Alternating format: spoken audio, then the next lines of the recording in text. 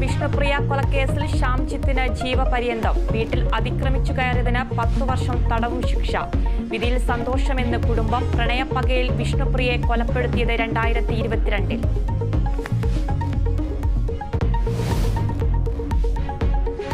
മലപ്പുറത്ത് മഞ്ഞപ്പിത്ത വ്യാപനം രൂക്ഷം. റിപ്പോർട്ട് ചെയ്തത് 4000-ഓളം കേസുകൾ. അതീവ ജാഗ്രതാ നിർദ്ദേശം.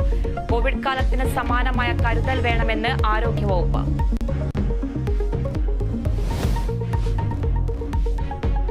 മലപ്പുറത്ത് മത്സ്യബന്ധന ബോട്ടിലിടിച്ച കപ്പൽ കസ്റ്റഡിയിൽ. പൊന്നാനിയിൽ മരിച്ചത് 2 മത്സ്യത്തൊഴിലാളികൾ.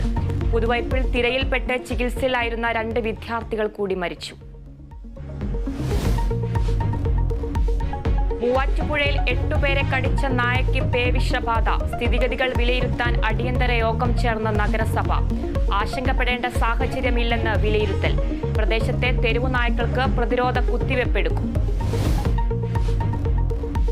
രാജ്യസഭാ സീറ്റിൽ തർക്കം തുടരുന്നു. CPIയുടെ സീറ്റ് CPIക്ക് തന്നെ വേണമെന്ന് ബിനോയ് വിശ്വം.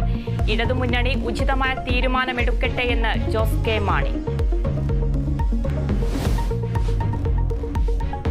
രാജ്യത്ത് 4ാം ഘട്ട വോട്ടെടുപ്പിൽ തണുപ്പൻ പ്രതികരണം. വിധി എഴുതിയത് 96 മണ്ഡലങ്ങൾ. ആന്ധ്രയിലും പശ്ചിമ ബംഗാളിലും വോട്ടെടുപ്പിനിടെ സംഘർഷം.